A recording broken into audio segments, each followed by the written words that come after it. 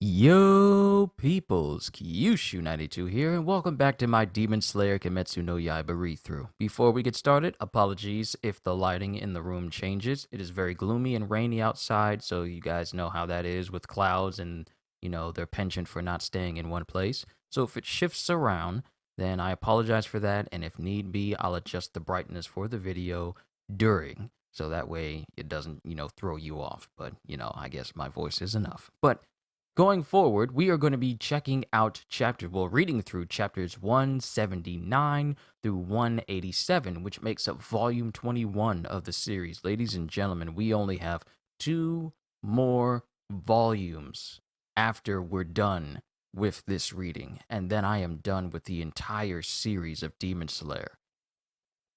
I am quite surprised that I have no words, really. I really have no words for how long I have endured this series. And I don't say endured as if I'm bored of it. I actually love this series very much. The characters, the settings, everything that's happening within the story, I absolutely love it. And I'm happy that I was able to share reading through this with you guys. And now, mind you, I still have 2 more volumes, so I can't go into the thanking you guys quite yet until I get to the official ends for sticking with me for so long. So we'll save it for the final volume. But in the last chapter, 178, it pretty much ended with Kokushibo lamenting and thinking of his last moments of his brother and why he hated his brother so much and how much he was jealous of Yoriichi's ability. Like, Yoriichi was literally a genius at a very young age. He could see into the transparent world when he was just a child, and he knew what was ailing his mom. That's why he stuck to his mom's left side, because that's where she was weakest on. And Kokushibo back then just thought that you're just a baby clinging to mom, but no, Yoriichi knew exactly what was going on with his mom and stuck with that side to support her all this time. Plus, Kokushibo, despite killing not even despite killing his brother, despite dismembering his brother was pretty much able to nearly defeat him even after Kokushibo became a demon from Muzan Kibutsuji. And even at age 80, Yoriichi was still too much of a match for Kokushibo, despite Kokushibo being a demon at the time. And Kokushibo was denied the chance to actually kill his brother because his brother died after the first strike. He literally died standing, which is something this is just another thing another character could do in One Piece. Whitebeard, he died standing, and he was an absolute legend for doing that. And Yoriichi, he died a legend because he didn't. A demon didn't kill him. He just died of old age, and yet he was still too much of a match for the former strongest member of the 12 Kizuki. And it pretty much ends with Kokushibo fading away into nothing after being completely beheaded and killed, with it showing that he kept the flute that Yoriichi had with him all this time, with him saying, "Why in the world was I ever born? Tell me, Yoriichi." And that ends chapter 178, onwards to chapter 179. Apologies if that was a bit of a long synopsis. But chapter 179, feelings for elder brother, feelings for younger brother. And we have Gyome saying, "Shinazugawa, stop attacking! The demon is no longer regenerating!" And Shinazugawa, his eyes have turned completely white, and I guess he's in a bit of a berserker rage right now. "Shinazugawa, it's over! We defeated the upper rank 1! The fight is finished! It's already over!" And the thing is, it's not a berserker rage. Shinazugawa is completely unconscious, but his body's moving, like Rock Lee when he's just when he was fast asleep against Kimimaro, but his body was still moving, even unconsciously. And Gyome thinks, "I can't believe it. He's unconscious, but still moving." And then Gyome thinks of Genya, Tokito. And we see Genya, who, was split straight down the middle, like straight down the middle of his face, even after eating the sword of Kokushibo and ingesting some of his hair. He's still laying in a expanding pool of blood, with Genya saying, "Hime, Chima, my brother, Tokito." And Gyomei says, "We're alive. It's all right." "But Tokito." And then Gyomei says, "Tokito." And he looks over at Tokito. And Genya says, "I'm okay. So, tend to Tokito quickly." And Gyomei starts tearing up in his eyes. But remember, Tokito was bisected at the waist. But Gyomei says things with tears in his eyes. "He's still alive like this. It must be because he's eaten demon parts. But that's wearing off with the blood lost. I don't think it would hurt to put Shinazugawa, who has Marechi, by his side." And then Genya says, "My brother." Because it also shows Gyomei bringing an unconscious Shinazugawa over right next to Genya. "My brother. He's alive. Good." And then it shows Gyomei going over to Tokito, taking off his coat and wrapping it around the upper half of Tokito. And Tokito is gone. Gyomei saying, "Tokito, it's thanks to you. Thanks to you we were able to win. From the bottom of my heart, you have my gratitude and respect. For one so young, you really were magnificent to the end." And Gyomei continues saying, "We will not fail to defeat Muzan. Be at peace and sleep now." And he just brings his hand over Tokito's face and closes his eyes.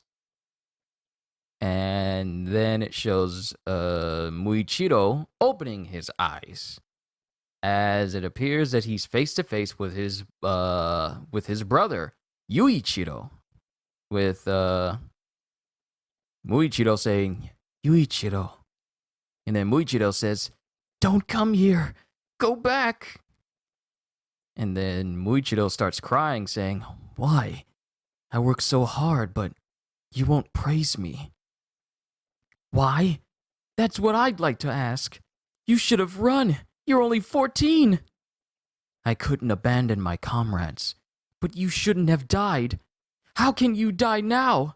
Then your death was for nothing. If you die like this, what were you born for? You don't know." "You died at age 11. I feel sorrier for you than for myself. As for the reason I was born, I know that full well. I was born to be happy." "You too, right? No? Weren't you happy? Wasn't there a single happy moment?" "I was happy when we lived as a family. After I was alone, there were many hard and painful things, but I made friends. And there were good times and I was able to smile again." And he thinks of his time with the rest of everyone, rest of the Hashira, Tanjiro, and Nezuko, Inosuke, Genya, Zenitsu, Kanroji, everyone.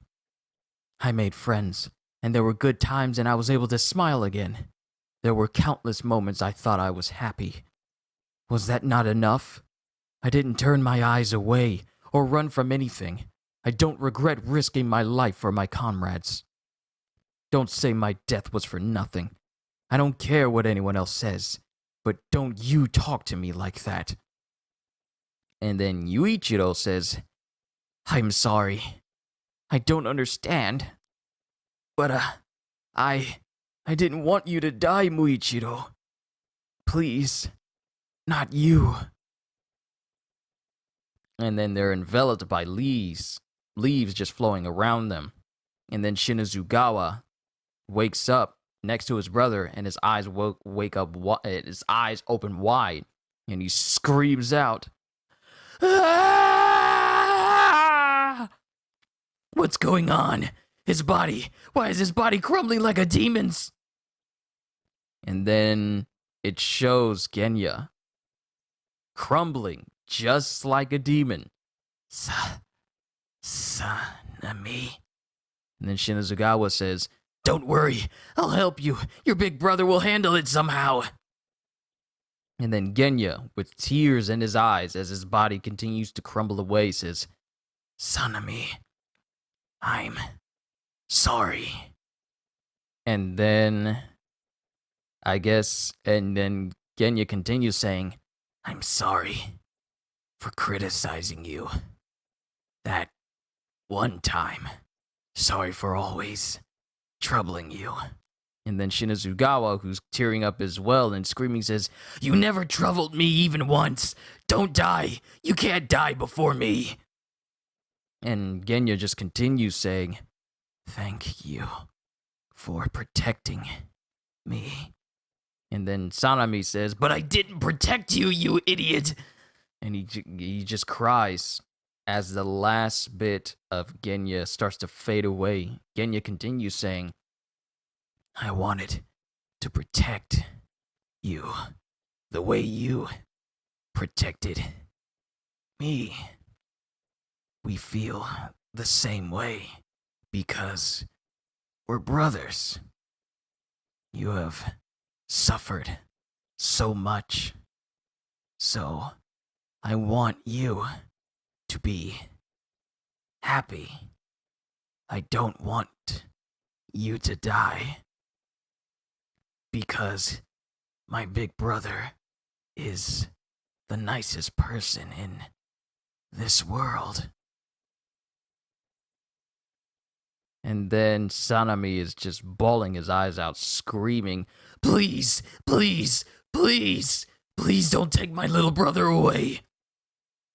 And then as the last bit of Genya's face fades away, he still manages to say, "Thank you, big brother." And then Genya fades. He just crumbles away completely. And Sanami can't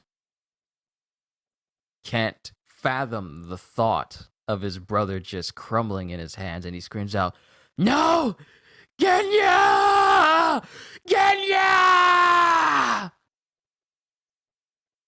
And Gyomei is standing there next to him as Sanami just cries his heart out. I can't really, I couldn't even possibly attempt to convey this emotion with him as he just screams out. And Gyomei says, "Shinazugawa, we must go. Raise your head. This isn't over until we defeat Muzan." And that is the end of chapter 179. Wow, such an emotional ending. Can you imagine your brother saying, "Thank you for being my big brother," and just the moment of being there as a family member of yours just crumbles away in your hands? I can't even possibly imagine how that must feel. That might be the reason why I wasn't able to convey his crying lines, because I couldn't fathom that thought. But we must move on. Chapter 180, Recovery. And it shows, wow, I literally just drew a blank on Giyu Tomioka's name. But Giyu and Tanjiro are running along with the crow that has like the little symbol has a little scanner symbol on them. And apparently, without words, it conveys that they lost both Genya and Tokito, as Tanjiro is shown crying his eyes out while they're running. And Tanjiro thinks, "Everyone's dying. Hang on. Hang in there. Keep going. Full speed ahead. Keep fighting until the very end. Just like everyone else, I'll keep going without hesitating, even if I may not be incomplete. I'm someone who can't be a successor. Wow, I read that completely wrong. Even if I may be incomplete, I'm someone who can't be a successor. Thanks to a letter from Senjuro, I understand that the Hinokami Kagura should have 13 forms, but I only know of 12 of them. Nevertheless, I must defeat Muzan, for everyone's sake. We. And then it cuts to the children back at the Ubuyashiki estate. It's no use. We won't make it in time. Tamayo won't last. Muzan is coming back. The first squad will arrive soon. Squad 2 is close behind. And then the eldest son sees something and then says, "Wait, don't go." Huh? Don't let them go to Muzan. Order them to stand by until the Hashira arrive. And then it shows all of the Demon Slayer Sugukos who are there right now, who are around the mass that Muzan has turned into while he was trying to absorb Tamayo. And all the Sugukos say, "There, we found it! It's Muzan! Our blades can't reach it. Calm down. Can anyone jump down there? First, cut the flesh on the walls. Wait a second. There's an order to stand by." And then one of them says, "This isn't the time to wait around and do nothing. We should do everything we can to stop him until the Hashira."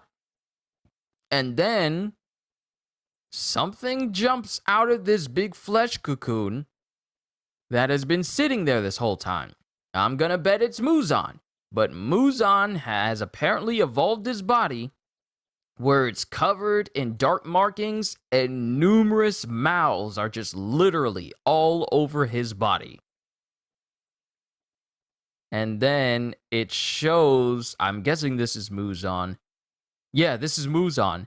And it shows his hand bearing down on top of one of the Sukuko, and it literally, in one swipe, takes off his entire upper body. His upper body's just gone. He didn't just knock it away. His upper body is literally just in a shower of blood, just straight up vaporized. Think the A-Train running into your boy's girlfriend, but that's happening to this dude's body. "It's Muzan! He's here!" And in an instant, another person's head is completely taken off. And in an instant, in the next page, Muzan literally, with lightning speed, rebounds through the entire area. Because, remember, Muzan was in this flesh cocoon that was hanging in this long corridor, but it had adjacent open rooms around them. Every single Suguko that was in those rooms have all been completely eviscerated, as Muzan just cuts them all down instantly. People are just being dismembered before they can even think. And then the eldest son of the Ubuyashiki says, because I forget his name, that's why I call him the eldest son of the Ubuyashiki, he says, "Wait for the Hashira to get there. He'll just use you as food for recovery. Can any of you hear me? All of you, fall back for now." And then, yeah, it's actually Crow saying this, "All of you, fall back for now. Ah!" And then Muzan speaks with one of the Sukuko's head in his hand, saying, "They all died." And in an instant, Muzan kills the crow that was watching them. Just straight up beheads the crow in one clean cut. When one lives for over 1,000 years, one loses one's sense of taste. But I was starving, so that meal just now was truly delicious. You went to all the trouble of bringing me food, so I praise you, Ubuyashiki. And we see Muzan in his full glory. His hair has changed color. His body is covered in dark markings everywhere. He doesn't even have any clothes on. So the black part of his body, his lower half is covered in black, so you can't really see anything, thank God. But he has numerous mouths all over his body, and I wouldn't be surprised if he can eat through those. But he just has mouths all over. Think Datara, But if Datara had mouths that were going up his arm, up his leg, and over his back, he's just covered in it. And then he continues saying, "Your child who became your successor. I don't know which one has assumed leadership, but they are truly outstanding. If they kneel before me and hang their heads, I wouldn't mind making them demons. I have just lost almost all of my subordinates. The only one who is truly left for the 12 Kizuki is Nakime, and Nakime is the number 4 that replaced, I believe, Hantengu, and she's facing off against Iguro and Kanroji. If they kneel before me and hang their heads, I wouldn't mind making them demons. I've just lost almost all of my subordinates." And then the eldest son says, "Have the second squad fall back too! Don't get near Muzan! If he eats our men, he'll recover his strength!" "Well, Tamayo, it appears your medicine..." Oh, wait! He was not holding a Suguko's head in his hands, he was holding Tamayo's head! "Well, Tamayo, it appears your medicine for returning demons to being human didn't work in the end." And then Tamayo, whose head is slightly crumbling but slightly regenerating but not fast enough, says, "You, today, are sure to go to hell." And then Muzan continues saying, "Hundreds of humans have spat those words at me over the years, but they never make them come true. How sad. My husband and children, give them back. Then die and go to those relatives you killed." And Muzan just crushes Tamayo's head completely. Just crushes it, and it splatters completely. And he crunches what's left in his hands. And then, all of a sudden, Yushiro, who has been hiding amongst the Suguko all this time, clunks over to a wall. "What's wrong, Yushiro? Are you alright? Are you wounded? Hey!" And then Yushiro starts to dig his hands into the floorboards. Well, you know, it's a door because there's not technically any real floors. He digs his hand into the floorboards, and he grits his teeth because he knows what happens to Tamayo. He's gritting his teeth so hard that his mouth is bleeding, and he's sweating, and there's veins over his head, and his eyes are just straight bloodshot with fury. And then it just shows more panels of Muzan tearing through more Suguko. Muzan has ascended to Hogyoku Aizen levels. He's just running through these. He's basically turned into Madara versus the 4th Division. Think of any big villain who is so ridiculously overpowered going against fodder enemies. He is literally doing that. Darth Vader versus the Rebels at the end of Rogue One. Madara versus the 4th Division. Aizen, when he before his final fight with Ichigo, he's just ascended to the point where he's just eviscerating everyone instantly. And the eldest son of the Ubuyashi keeps telling everyone, "Fall back! Retreat! Isn't Giyu there yet? This is the wrong way!" And then the son thinks, he's killing the children one after the other. If Muzan recovers, Tamayo's sacrifice will be for nothing. Then it shows another hallway just filled with the dismembered bodies of more Suguko, with Muzan saying, "That's enough. You're all useless. Tonight I will crush the demon slayers. I will kill them all. I will kill them all." Muzan has literally ascended far beyond his own power, and he's just eviscerating everyone. And that's the end of chapter 180. This is the 2nd chapter of the video. That was the end of chapter 180, onwards to chapter 181. Chapter 181, Disaster. And the eldest son thinks, Kiria, his name, thank you for saying that in this panel. Kiria is thinking, "I was too late. It's my fault. I made the wrong call, and because of that, Muzan slaughtered so many of our fighters. All that everyone has done for the last few centuries to defeat Muzan will amount to nothing because of me. And one of his sisters is keep saying, Master Kiria, Master Kiria, Master Kiria. And then she just slaps him.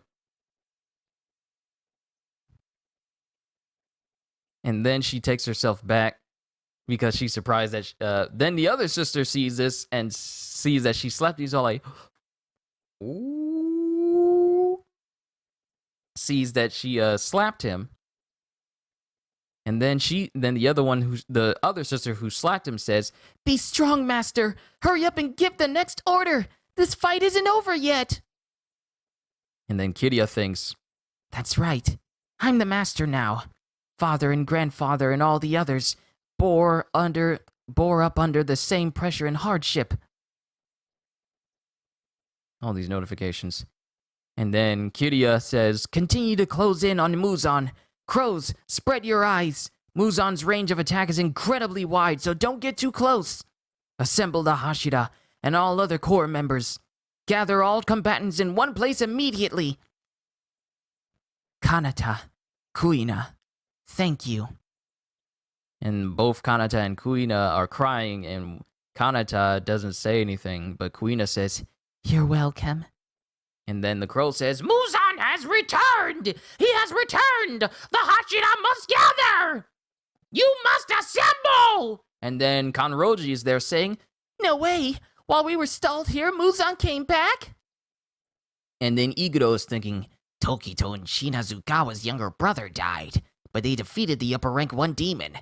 I've just been wasting time compared to what they've done.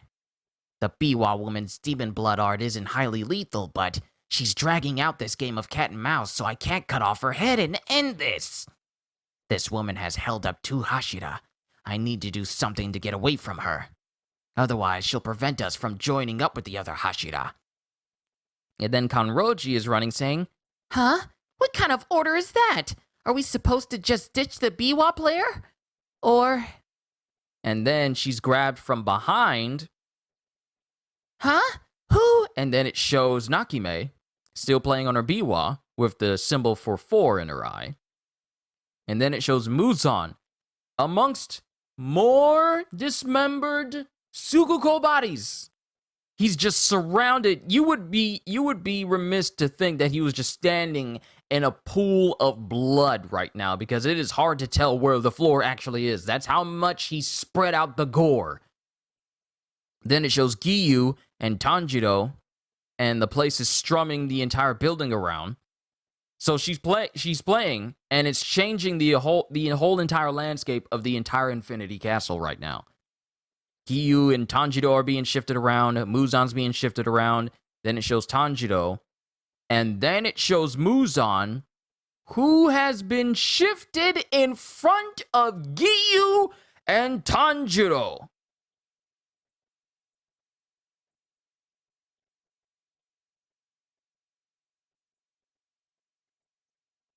Crap. And Tanjiro looks with horror-filled eyes as he looks at Muzan's face, who we actually see in greater detail here. He still has the same exact face, but it has the black markings all over his body and his changed hair. It's white, I believe, because I saw the next volume and he has white hair. But it's not black markings, it's deep red markings, because the next volume shows him with deep red markings all over his body. So it's not black. It's just that, black and white manga. My bad. Muzan. And then Tanjiro is huffing and puffing, and his body starts to tense up, and he thinks of his family from the very beginning of the series. He thinks back to his slaughtered family members, how his sister was turned into a demon, and how he's lost both Rengoku, Shinobu, Tokito, and Genya. And he grips his sword, and his eyes just fill with rage. And Giyu comes in saying, "Tanjiro, calm yourself. Just calm down." And it shows Giyu, who is also equally filled with rage. And then Muzan speaks, saying, "You're so persistent, and I'm getting sick and tired of you all, and I'm losing my patience. You're always yapping about avenging your parents or your children's or your siblings. Isn't it enough that you're still alive? Wow, he's actually insulting the memories of all the people who died, including the people that he's killed. You're always complaining about your siblings and your family and whatever. Isn't it good enough that you're alive? Why do you care about caring about your family members? I love doing this voice for Muzan. This condescending voice. Isn't it enough that you're still alive? And both Giyu and Tanjiro don't say anything. And then Muzan continues. So what if I killed your loved ones? Consider yourselves lucky and carry on with your lives. And then Tanjiro says, how can you say that? And Muzan says, think of it as if they simply met with disaster. Pardon me. There's no need to make it more complicated than that. Tanjiro doesn't say anything. Rain, wind, volcanoes, earthquakes. No matter how many people they kill, no one seeks revenge against them. Besides, the dead will not return to life. So give up your grudge. Just make a living and pursue a quiet life. That's what most people do. So why don't you? There's only one reason. Because demon slayers are abnormal. Let me read that again. There's only one reason. Because demon slayers are abnormal. And I'm tired of dealing with you. I just want this to end. And then Tanjiro doesn't say anything, and then he says, Muzan, we cannot allow you to exist anymore. But Tanjiro says it with quite possibly the most dead look in his eyes I've ever seen. Like his eyes are just devoid of all emotion. His face is devoid of all emotion. It's just everything Muzan is saying to him, it is not hitting him at all. It is just he has made himself so completely dead that he just lost all of his charismatic features on his face in this one panel. But that's the end of chapter 182. Onwards to chapter... That was at the end of chapter 181. Onwards to chapter 182. Let me correct myself. Chapter 182. Well, at first it has Tanjiro saying, I have in a color page, and it actually shows Muzan here, whose body is a lot more muscular than it was before. It shows the red markings over his body, the black lined mouths, his white hair.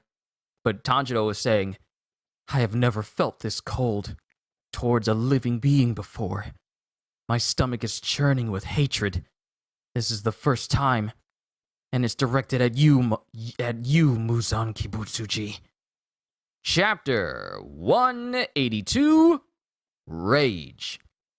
Also, a little thing here, his claws, Muzan's claws, those are like a bluish color. Minor detail, but I just wanted to cover all of his color schemes. Even if we cut off Muzan's head, he won't die. We somehow have to drag him into the sunlight. According to our orders, we must bide our time until the others arrive, and formulate a strategy to prolong the fight until dawn.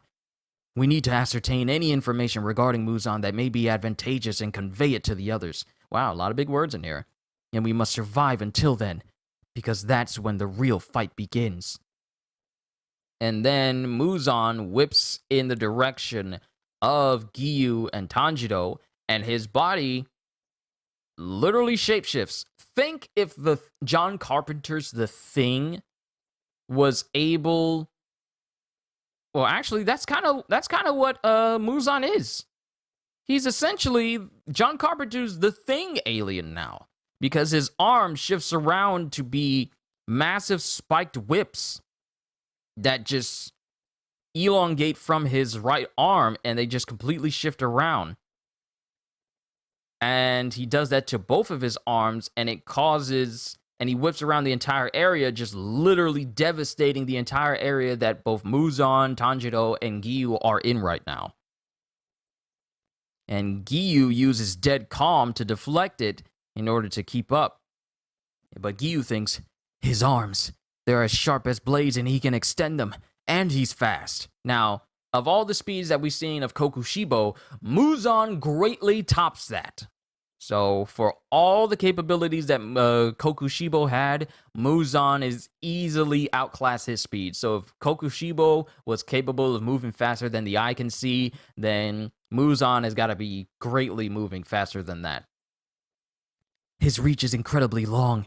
I can't follow him with my eyes, so I'm dodging on pure instinct. I gotta get past his attacks to get in close. And Tanjiro dodges the attacks from Muzan in order to close in on him, thinking, I did it! And then Muzan, using his lightning speed, tries to slash at Tanjiro, who's at him point blank, with Tanjiro's thinking, good, I dodged, I can do this! And Muzan, whose facial expressions have not changed during this whole attack phase, swipes in the direction of Tanjiro and slashes into his eye. And Tanjiro did not notice it. He slashes into Tanjiro's right eye, and Tanjiro falls to the ground. And then Tanjiro thinks, huh? He hit me? And Muzan prepares to pretty much just eviscerate Tanjiro right then, but Giyu grabs him, saying, don't get in close, we don't need to cut him. He's more powerful than an upper rank Kizuki. There's nothing to shield us. No exits either. This is bad. And Giyu is holding on to Tanjiro as he's dodging the whips, the arm whips that Muzan's created. And then Muzan says, trying to buy time until dawn, but the sun doesn't reach inside this castle. Can only 3 Hashira accomplish such a feat? And both Giyu and Tanjiro are surprised by this because this is their thought process. This was their thought process of taking down Muzan. But then apparently Muzan has realized this. And then Muzan says, after all, the Hashira and the striped Haori and the girl Hashira both seem to have died at the hands of my minion. And it shows Nakime's eye as she's looking in the distance, showing what appears to be the bodies of Iguro and Kanroji crushed between 2 buildings that Nakime has used to attack them.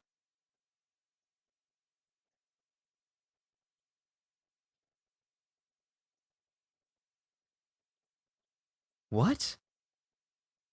What the heck? Iguro with his snake is crushed and pinned under a pillar, and then it shows Kanroji's body? This can't be right. This can't be right. I don't believe it.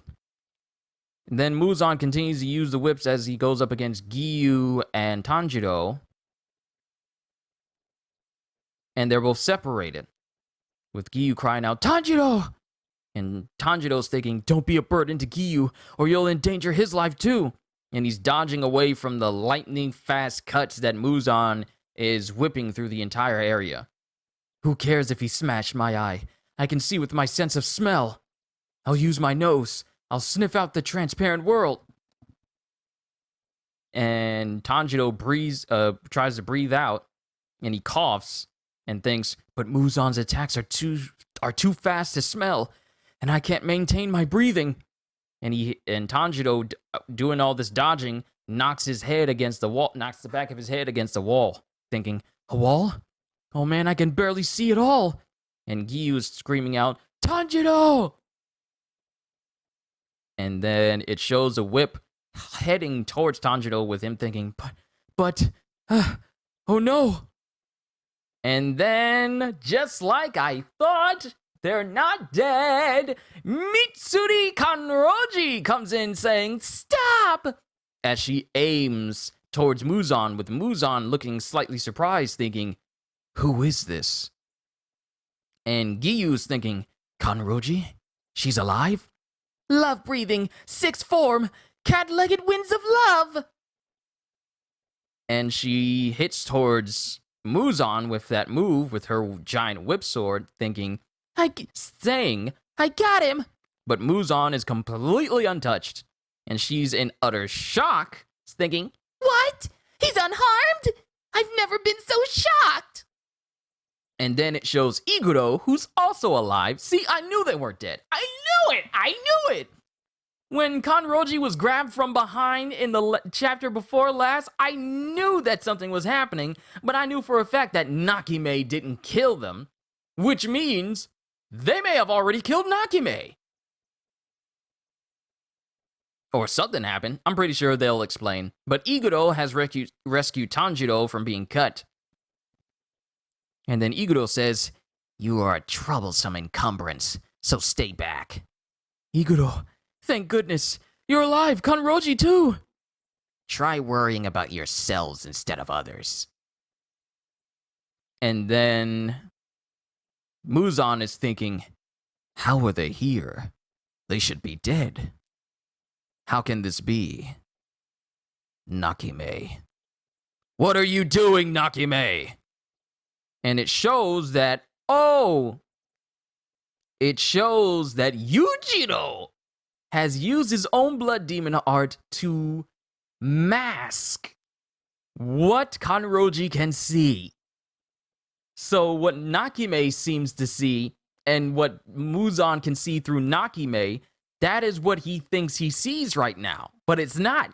It's Yushiro using his own art to cast an illusion on Nakime's eyes to make it seem like Iguro and Kanroji were killed. And Yushiro thinks, you want to know what's happening? I'm controlling your vision, that's what. Muzan, you have committed the gravest sins this world has ever known. I demand that you kneel in abject repentance for taking Lady Tamayo from me. The whole castle is shaking. No, it's warping. And then Yushiro, with tears in his eyes, says, and now I'm going to knock you outside. Yo, Yushiro, using his own blood demon art, has taken control of Nakime. And since Nakime is able to control how the castle moves, Yushiro has control of the Infinity Castle now. Yo, your boy Yushiro coming in clutch!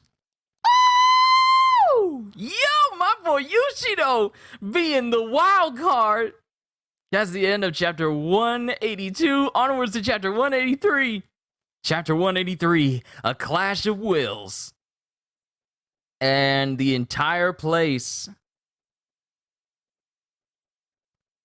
just shifts around in different shapes and different environments inside the castle. And apparently, it's also shifting the gravity as well, because Kanroji says, the force is crushing me, but I have to attack. Muzan is right there. And then Muzan is looking completely beside himself and just outwardly rage-filled, because it only shows the whites of his eyes. He's really scary. Scarier than any demon I've ever seen. Like, I'm just gonna die right now. He's so scary. I'm even talking weird. And then Gyome, and then it shows Gyome when she says, I wish Himejima would get here soon. I can't take this, so hurry up already. And then Yushiro is right here. And she's thinking, and Yushiro, that mysterious demon kid who's helping us, that Hashira pretending to die will all be for nothing. Tomioka and the others will be in more danger than I thought. So it was Yushiro who grabbed her from behind. And it cuts back to a flashback of when Yushiro grabbed Kanroji and I guess formulated this plan. Who are you? And then it shows Yushiro talking to her saying, listen, I'm a demon, but I'm on your side. Unless you're a moron, you'll understand what I say and cooperate. And then Kanroji thinks to herself, I'm not a moron. Okay. And then Yushiro says, I'll handle the Biwa demon. Meanwhile, you run around like an idiot to be a decoy. I'll sneak up close to her and hijack her sense of sight. I'll infiltrate her brain, remove her from Muzan's control, and hijack her mind. Wow, he can do that? Neat, how convenient. That's cool. I'll make Muzan think the Hashira and other demon slayers are dead. Then we'll gather our forces and attack all at once. And then the entire place, and then it cuts back to the present as the entire place starts to shift around again. This castle is moving all over. It's a clash of wills. Muzan and Yushiro are locked in a struggle. So it's not just Yushiro who's in Nakime's mind trying to control the castle, but Muzan has control over that as well, and they're both trying to wrestle control of it from each other, and that's why the castle keeps shifting into different places multiple times. We need to attack and disrupt Muzan and to help Yushiro in any way we can. And then it just shows Kanroji dodging the buildings, dodging the castle, trying to crush her in different places. But I might die first. Then it shows Tanjiro dodging opening doors, trying to make him fall, and he's falling all over the place. Stay close to Muzan and don't get separated from the others. And then Muzan is thinking, as he's standing there motionless, thinking, I can't see who it is, but someone is near Nakime. It must be Tamayo's demon. He's got guts, but I'm going to kill him. And then it shows Yushiro there with another of the Demon Slayer members, Suguko's, and he has his hands embedded in Nakime's head. And it shows that the power of Muzan is going through Nakime and trying to get into Yushiro. It's Muzan. I almost had control, but he's wresting it away. He's even absorbing my cells. He's absorbing Yushiro through Nakime. Muzan isn't even close to where Nakime is. That's how powerful he is. He's absorbing another person without actually physically touching them. And Yushiro screams out, "Ah!" And then Muzan says, "Stop interfering and die." And then one of the Suguko who's there with Yushiro says, "If it'll help you defeat Muzan, then eat me!" And then Yushiro snaps back at him saying, "Shut up, stay back! Sorry, my bad!" And then Muzan snaps back to reality as Giyu comes from his left side with water-breathing fourth form, striking tide. And Iguro comes in with serpent-breathing first form, winding serpent slash. And they both use their techniques to deflect his whip arms as they try to attack him, and he tries to defend himself, and he thinks to himself, what pests. Then Nakime, the control of Muzan that was ebbing into Yushiro, it starts to subside back into Nakime because Muzan is no longer focused on trying to absorb Yushiro through Nakime right now. Yes, I'm driving him back. And then it has him taking control of Nakime and having her strum on the biwa as the entire place shifts around. And it shifts to the point where a massive chasm opens up underneath all of the Hashira and Muzan, and they all start to fall. Then Muzan clenches his fists, and he clenches his fists and tries to crush the head of Nakime in order to keep Yushiro from taking control of the entire castle. See, I told you that the lighting was going to be shifting around a whole lot. I apologize for that. He's trying to kill her. Oh no, the castle will come apart. But I mustn't give up. In the brief time before her cells completely die, I must get Muzan and the remaining core members outside. And then all of the Hashira land. And they happen to land on an area where Muzan has killed countless Suguko. And Tanjiro thinks, it's no use. We're still not outside. And then he notices all of the slain, dismembered core members. Slain core members. They must have died with regret. And it shows Muzan steadily whipping around the areas trying to keep the Hashira off of him. And all of them are dodging, except Tanjiro, who gets slashed in his right shoulder. And he falls over a little bit. And then, I guess there's a creaking sound as Iguro thinks, that creaking sound. The castle is breaking up. If we don't get outside, everyone but Muzan will die. And then the place starts to rise, and Muzan thinks, the building is rising? And then, all of a sudden, one of Muzan's whips aims straight for Kanroji's face, and she screams out, "Ah!" And then Tanjiro screams out, Kanroji! And Iguro manages to catch Kanroji and get her out of the way. And what Tanjiro threw was a sword, and it hit Muzan in the head and caused the whip to avoid Kanroji and give enough time for Iguro to rescue her. And it shows a sword going straight through the head of Muzan. And Tanjiro is still stuck on this platform, and with a sword in his head, Muzan thinks, curse that brat. And then the building that they're on just crashes into the ceiling, and outside, it crashes completely through the ground, and everyone's outside now. And that is the end of chapter 183. Onwards to chapter 184. Hold on, I gotta stretch my hand out because I've been holding it so long that my ring finger and pinky have actually gone to sleep. That's how still I've held my hand in this one position. Gotta get the blood circulating in there. Habada, habada, habada, habada, habada. Sorry, it's just that I gotta get the feeling back in my pinky again. It got real stiff. All right, we're good. Onwards to chapter 184, leaving the war front. And Tanjiro is shown lying outside in a pile of rubble. We're outside, but this is bad. They forced Muzan to the surface. But they're in the middle of the city. And then Kirya is saying, and they're far from the expected location. It was a tug of war between Yushiro and Muzan's powers, but that still was an impressive feat. Now Muzan is at a disadvantage. How much longer until dawn?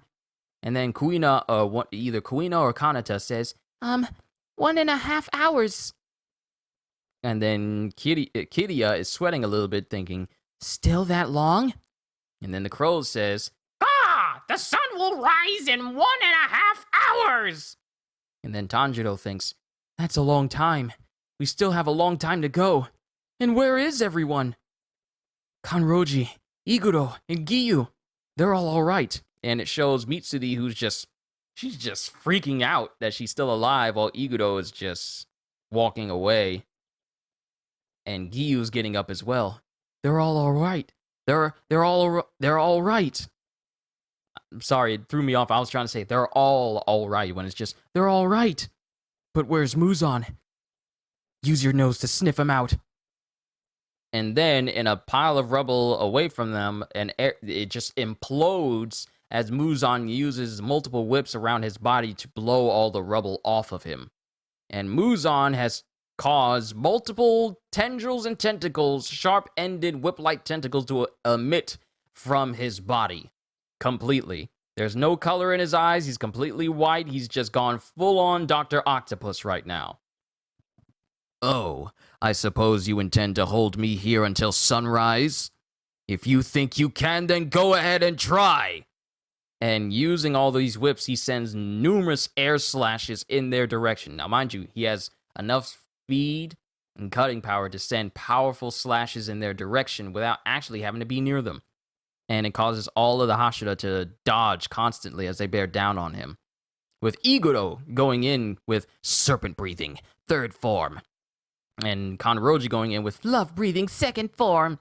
And then Giyu coming in with water breathing, 8th form. And they both all attempt to slash. They both attempt to slash in the neck of Muzan. And Iguro's sword slashes into the neck of Muzan, but it doesn't do anything. Blades pierce his flesh. He won't die if we cut through his neck. But attacks do have an effect if we break up his body, and thereby weaken him even a little. And then Iguro is shocked to see that nothing they've done have actually cut through him. Nothing has actually managed to stick. No attack have actually managed to do any damage to him at all. Despite Iguro's sword slicing through his neck, his body regenerated as the blade went through his neck. So it was like instantaneous regeneration the moment the blade cut into him. And as the blade was moving, his body was already healing the wound as the sword was moving through his neck, so it was instantaneous. And Kanroji is surprised to see that none of their attacks have worked. Huh? What? I thought we got him. And Giyu says, yes, we did. I'm sure of it. But this monster regenerates the very moment we cut him. Exactly as I said! Instantaneous regeneration. There isn't any delay. He literally regenerates the moment a wound appears on his body. So if you cut into his hand and take the sword, if you were to cut into his arm and impale him through the arm, as soon as you take it out, the wound would have already healed the moment the blade left flesh. And then Iguro thinks, he won't die even if we decapitate him? He regenerates so quickly that it's impossible to even sever his head. And then Muzan, with his multi-tentacled whips on all over him, starts to whip around. As they're all the Hashira are close to him right now. They're in point-blank attack range of him. Uh-oh, I'm in too close. And then it shows Kanroji. It shows Kanroji crying out. But then all of a sudden, every one of the Hashira are pulled away, knocked out of the range and danger zone of Muzan's attacks by the selfless acts of the Sugukos. All of them. Wait, am I saying that right? Sugukos. I want to say Sugukos. The regular Demon Slayer Demon Slayer members. The regular ones. I could be saying Sukuko is the ones that are like Kanao and Genya, right? I forget the exact term. I'll remember it later. A few minutes later. I had to look it up for a second. I'm just gonna assume that these are Mizunotos, and they all pull the Hashira out of range of Muzan's attacks, but they themselves get eviscerated, protecting the Hashira in the process. The selfless act of these Mizunotos saved the Hashira, but they lost their lives in this single instance.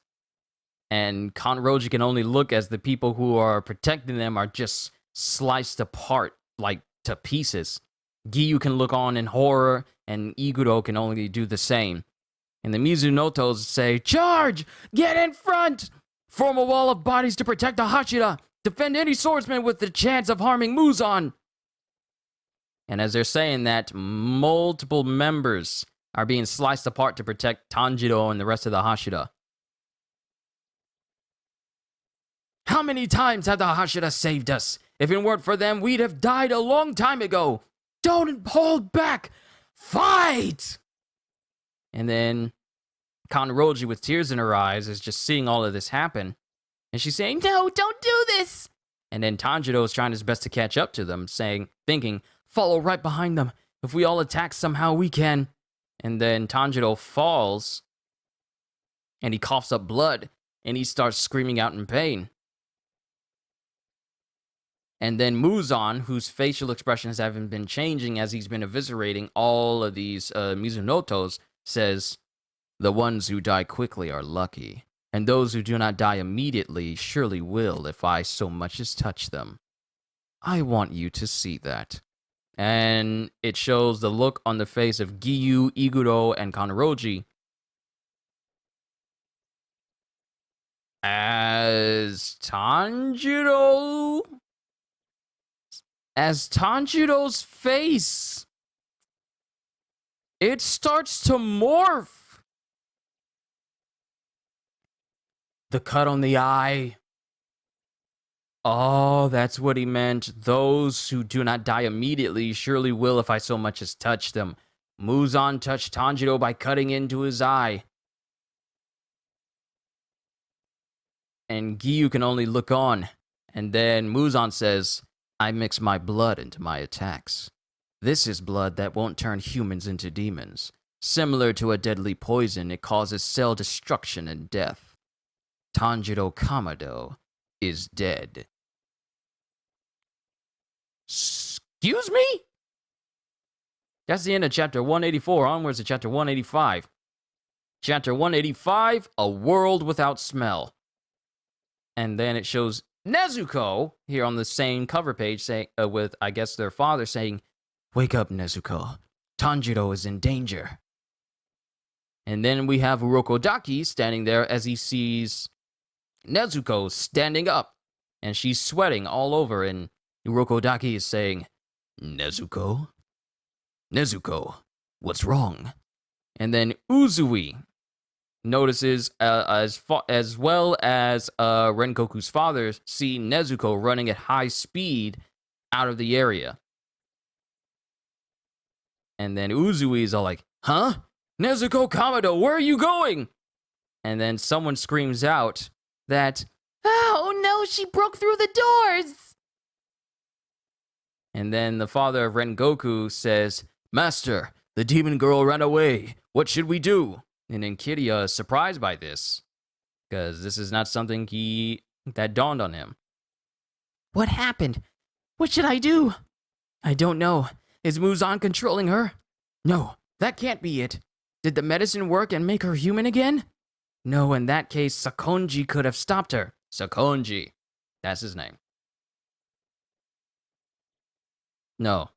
Sakonji Urokodaki. I'm sorry, I get mixed up with names. "We must go after her. Go after her and..." And then Kiryu, a hand places themselves on Kiryu's shoulders. And apparently this must be Master Ubuyashiki, his father, from beforehand saying, "Let Nezuko do as she pleases. It's all right." And then a calming feeling goes over Kiryu. And then Kuinai or Kanata says, Who should I have go after her? and then Kiryu says, "No, that isn't necessary." Huh? But what if a demon captures her? We may never get her back. And then Kiryu says, That's right, but Father said to let her do what she wants. and he says this with tears in his eyes. And Nezuko is running forward with Urokodaki trying to keep up, but she's moving faster away from Urokodaki, with Urokodaki thinking, "She's too fast. I can't keep up no longer. I can keep up no longer." And Nezuko is running through the forest with the image of her father telling her which direction to go. And she jumps out of the trees and off of a cliff completely. And Urokodaki is shocked to see her jump off the cliff, thinking, "She jumped from this height? Isn't the medicine working?" "Nezuko!" And it shows Nezuko still running, perfectly all right, running through the forest. These add text messages that you can't block. I hate that so much. And it shows the moon, and it shows Tanjiro, whose body is slowly breaking down because of what Muzan did to him. And Muzan is still attacking the rest of the Hashira, with Giyu thinking, "We must recover the unbroken katana from a fallen water-breathing swordsman." Muzan is too fast. Even the three of us can't keep up, says Iguro. And it shows the face of Tanjiro as his face just is literally, one side is engorged and engulfed and looking like it's breaking down. Kanroji gets slashed. Giyu gets slashed. Iguro gets slashed. And in a widespread circular attack, Muzan does his best to keep going after the Hashira, saying, "You can still move. You Hashira, you marked ones are harder to kill." And then Kanroji thinks, Everyone defended me, but he still hit me. and then the blood of Muzan starts to affect Kanroji, and she falls to the ground. And Iguro screams out, "Kanroji!" And then Kanroji says, Save yourself, please. as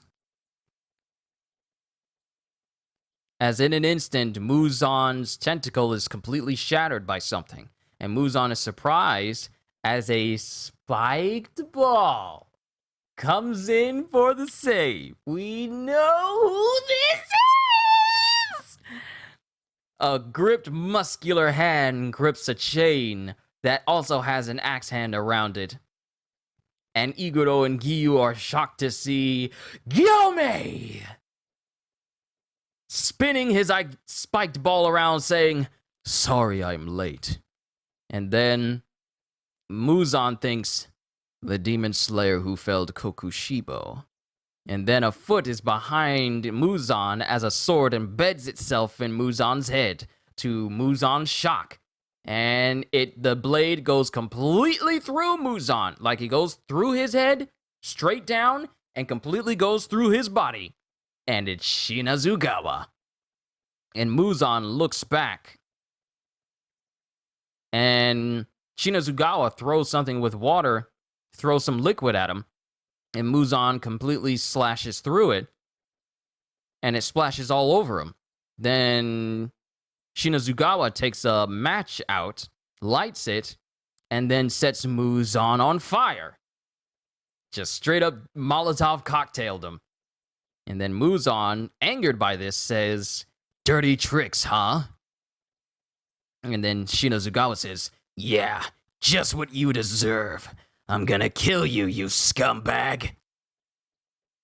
And then it shows Murata, who's actually one of the only people, one of the only lower rankers who has survived all of this. I'm surprised Murata has survived so much of the series. "That guy is Muzan, my family's enemy. I must kill him." And then Giyu chimes in saying, "Murata! Tanjiro is down. Take him someplace safe and tend to his wounds." And then Murata is shocked at this, and he goes to find Tanjiro. "Tanjiro, are you alright?" "Don't worry, I'll get you out of here and treat your wounds." "Tomioka remembered my name. We've been together since final selection." But he pulled far ahead of me. And it shows Tanjiro's still bleeding face. "Be useful. Everyone fought hard to the end." And then Tanjiro wakes up and he sees a blue sky. Did dawn break? No, that can't be. Huh? I don't smell anything. Yo, are they trying to say that Tanjiro just straight up died just now? Chapter 1, that's the end of chapter 185. Onwards to chapter 186. Chapter 186, Ancient Memories. Is this my house? No, it looks similar, but it's a little different. It's not mine. What am I doing? Chopping wood? Is my life passing before my eyes? And then a little baby comes up to Tanjiro saying, Papa. "Papa? Does she mean me? Who is that child?" Da.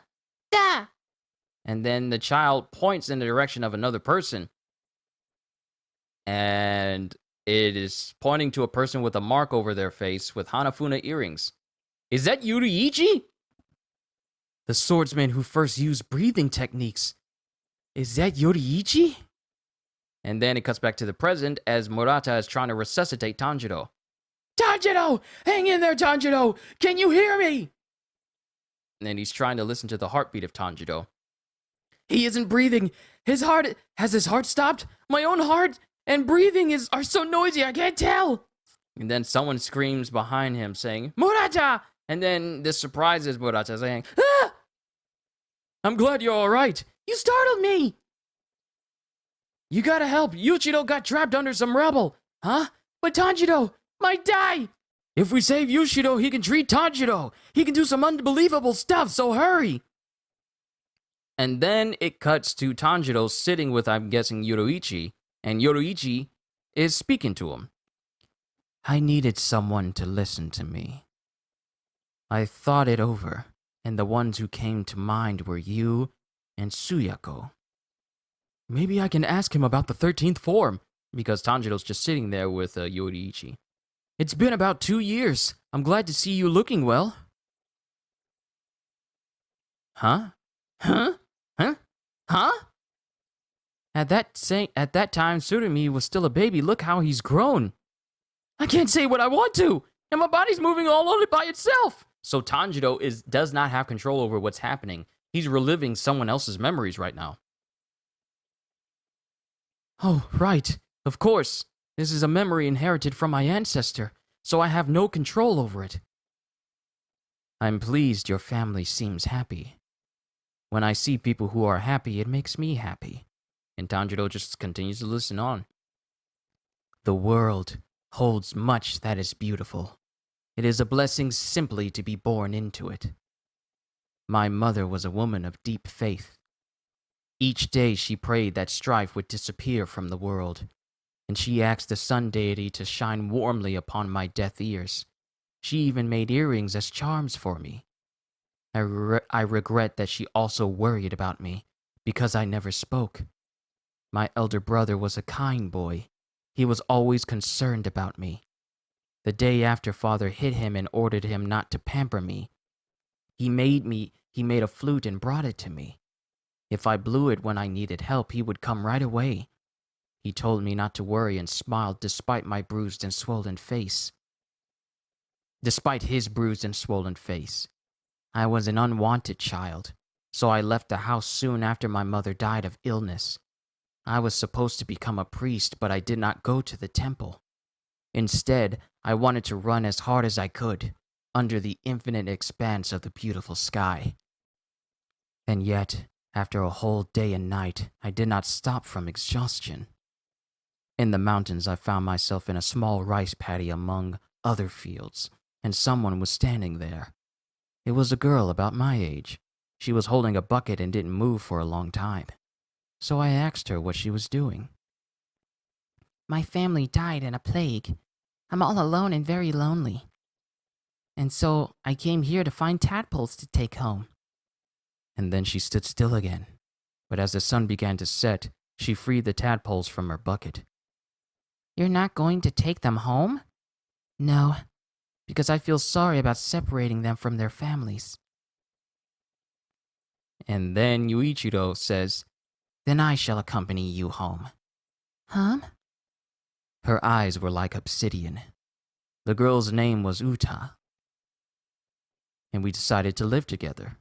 Uta had a habit of talking from morning until evening, and thanks to her I learned that people see the world in different ways. She had never heard of seeing through living bodies as if they were transparent. Then I understood why I had always felt vaguely estranged from other people. I was like a kite whose string had broken, but she held on to my hand firmly. 10 years later, we married, and it was nearly time for her to give birth. In preparation, I set out to summon a midwife, and I planned to return before the sunset. Along the way, 3 mountains over from where we lived, I met an old man traveling. Even though he had a bad heart, he was rushing to visit his son who had been fatally wounded in battle. I delivered the old man to his son, and decided to summon the midwife the next day. I hurried towards home, but night fell, and by the time I had arrived, someone had killed both Uta and our child in her womb. Another person may not hesitate to trample upon someone whose life to you value. Another person may not hesitate to trample upon someone whose life you value more than your own. For 10 days I was in a daze as I cradled their bodies, until the swordsman came in pursuit of the demon and encouraged me to mourn them properly through prayer. Oh, this person looks to have the hairstyle of Rengoku and his ancestors. My dream was to live a quiet life with my family, in a small house where we would sleep side by side. I would be close enough to see the faces of my beloved wife and child, and close enough to reach out and take their hands. That would have been enough. But even that did not come true. Demons exist in this beautiful world. So I became a demon slayer. There had always been those who hunted demons, but none used breathing, so I taught them. The swordsmen called the Hashira were already superior, and when they used breathing along with the original sword forms of flame, wind, water, thunder, and stone, they improved even further. The demon slayers learned to defeat demons one after the other. When demons killed my elder brother's subordinate, He too became a demon slayer and lent us his strength. Soon after, I found the demon's progenitor. And in that moment, I knew that I had been born for the purpose of defeating him. Yo, and it shows Muzan Kibutsuji when he first met Yoriichi, and Tamayo is there with him. And this is their first encounter. And how Muzan pretty much almost... Now remember, Muzan was almost killed by Yoriichi. So we get to see just how strong Yoriichi is compared to him. But that is the end of chapter 186, onwards to the last chapter of today, 187. Chapter 187, Innocent Person. He was overflowing with violent intent. This is still Yoriichi speaking. He strongly resembled magma erupting from a volcano. He boiled and seethed as if to consume everything. I am no longer interested in swordsmen who use breathing. Upon saying that, he lashed out. He possessed fearsome speed and a long reach. As I dodged, I heard the bamboo splitting and falling a considerable distance behind me. So even back then, Muzan was using his whip-like attacks. Even back then, they just grew in power when he was fighting the current Hashira right now. I sensed that even a single scratch would kill me. For the first time ever, I felt a chill down my spine. He had 7 hearts and 5 brains. Wow, he has hearts in every part of his arms, and he has a brain where his stomach would be. He is covered in parts that would allow him to survive any attack. Multiple hearts and multiple brains. That might be the reason why this dude just simply cannot die. Because as long as either one of these things exists, no matter which one you cut off, he'll just regenerate it.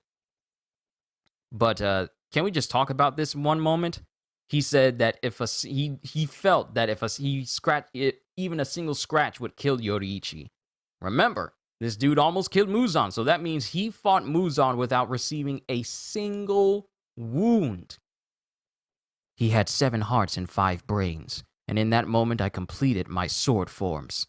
And it shows Yoriichi using his breathing techniques to cut down Muzan in so many different places that Muzan couldn't even react to him. And Muzan is looking like, what the heck just happened? And that's when Tanjiro realizes, the complete forms? Even the 13th? I want to know, teach me! The man appeared confused that his body wasn't regenerating. He was supporting his severed head so it wouldn't fall, but it wouldn't reconnect. Wow, Yoriichi broke this man down! I realized that my bright red blade would immediately work against even the progenitor of demons. There was something I needed to ask him. And he talks to Muzan saying, what is the value of a life to you?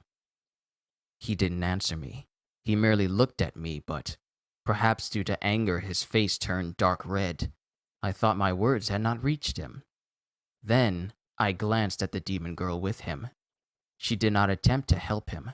With her eyes wide open, she leaned forward and stared at the man with the severed head. It looked oddly as if her eyes were shining with hope. I decided to finish off the man before dealing with her. When I took a step towards him, I heard the sound of teeth grinding. The next moment, his body burst open with incredible force. Of the 1,800 scattered pieces of flesh, I cut a little more than 1,500 of them. This dude, Muzan, made his body explode in order to get away from Yoriichi. And Yoriichi pretty much took out...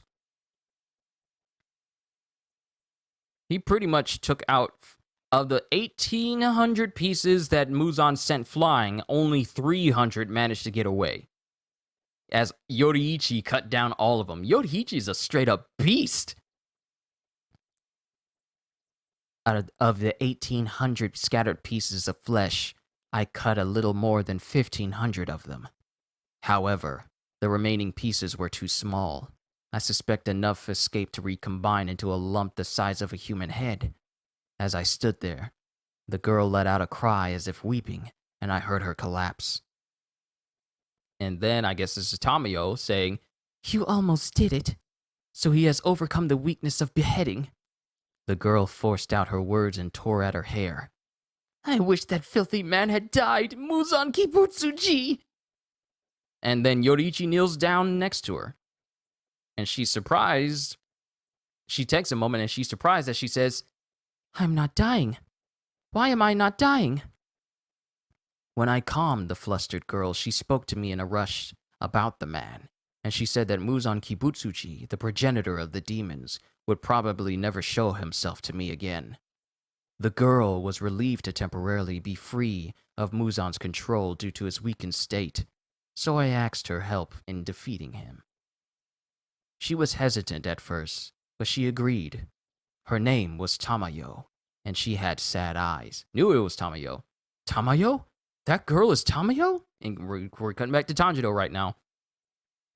Then I heard from comrades who rushed to me that my older brother had become a demon. I had failed to defeat Muzan Kibutsuji, and I had allowed Tamayo to escape, and my brother had become a demon, so they banished me from demon slaying.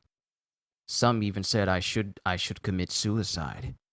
My master, who had just become our leader at age 6, would not allow that. I was sorry to further burden a suffering child who had just lost his father. And then Tanjiro says, but it wasn't your fault, Yoriichi. I think I was born with special strength for the purpose of defeating Muzan Kibutsuji. I changed his voice just a little bit, just to be a little bit deeper. But I was lacking. In the end, I failed. Because of that, many more people will die from now on. And that pains me. Then Tanjiro is thinking, I can't speak. So many things had happened to Yoriichi that I couldn't find any words to offer. I thought that perhaps my ancestor Sumiyoshi might say something, but the silence continued for a while. I want to do something. He came here because he is deeply hurt. I need some way to... And then the child, who's next to him, just says, Hug. Would you mind holding them? They'll be happy if you lift this little one. They'll be happy if you lift this little one high, and you're taller than I am, so... And then Yoriichi just picks her up and just holds her over his head and just swings her up, and she starts laughing.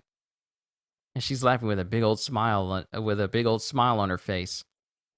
And then Yoriichi's eyes open wide and they swell with tears.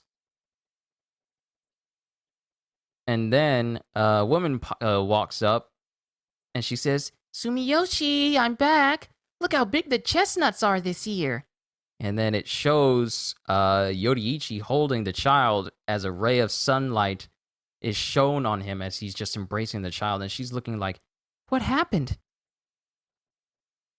And he's just hugging her. He's just hugging the young child with tears in his eyes. And then the wife says, huh?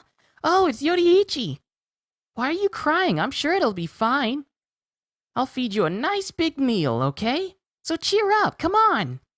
And then it cuts to Tanjiro thinking, I know I'm in the middle of a fight, and yet Yoriichi died hundreds of years ago, but I can't help but wish that his heart will find even a little peace.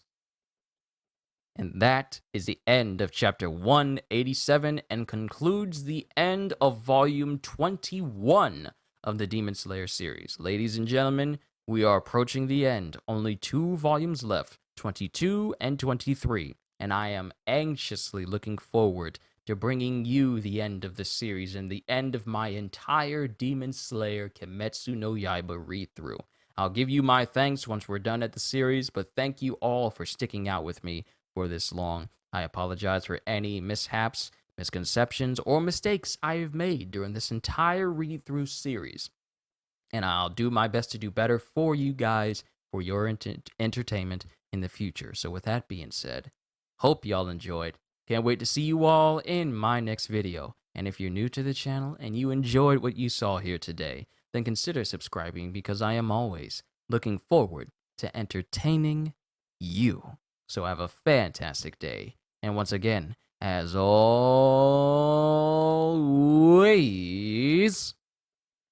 Later, peoples.